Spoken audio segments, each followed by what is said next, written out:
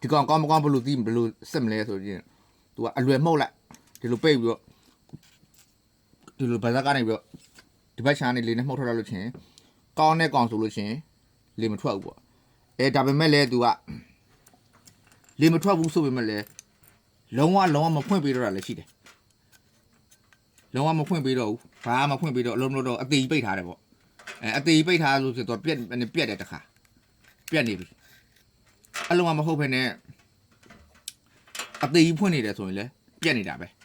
အသေးဖွင့်လို့ပိတ်နေလို့လည်းမရဘူးအသေးဖွင့်နေလို့လည်းမရဘူးအပူချိန်ရောသူရဲ့တတ်မှတ်တဲ့အပူချိန်ရောလို့ချင်းသူကပိတ်လိုက်ဖွင့်လိုက်ကစားရမယ်ဒီကောင်ကိုဘယ်လိုလုံးမဲ့ဆိုလို့ချင်းဘယ်လိုစမ်းမလဲကောင်းမကောင်းဘယ်လိုစမ်းမလဲဆိုလို့ချင်းခုနကပြောသလိုအသစ်ဆိုရင်တော့ပါးစပ်နဲ့မှုတ်ပြီးစမ်းကြည့်လိုက်လေရတယ်တေကြသောနီးရတော့သူကရေဘူးတစ်ခွက်ရေအေးတစ်ခွက်ထဲမှာရေဘူးတဲ့အရင်ထည့်လိုက်ဒီကောင်ပွင့်လားမပွင့်လားဒီတကားပွင့်လားမပွင့်လားကြည့်တကားပွင့်တဲ့အချိန်ဆိုလို့ချင်းဆဲပြီးတော့ရေအေးတွေကိုပြန်ထည့်ကြည့်လိုက်တကားပိတ်သွားလားတကားပိတ်သွားတဲ့အချိန်ဒီကပါးစပ်နဲ့မှုတ်ရလေဝင်လေးလားလေထွက်လေးလား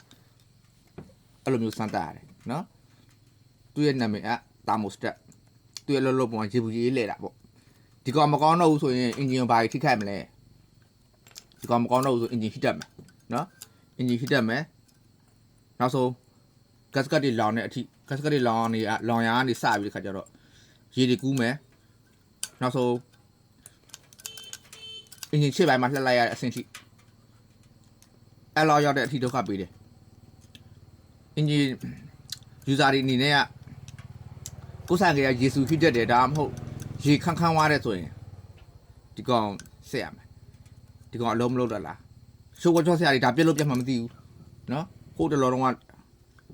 125တို့လားကလစ်125ဒါပြက်လို့ပြက်မှမသိဘူးတချို့အပေါ်ပစ္စည်းဆိုင်တွေဆိုဒါကြားတော့မကြားဘူးတဲ့လိုက်မိတယ်မမတော့မေးလို့မရဘူးအဲ့ဒါဟုတ်ညော်လေးမှာတက်ဝယ်ရတာနော်တချို့ဆရာတွေဒါမလဲရအောင်လို့တော့ထင်တာသူတို့မသိလို့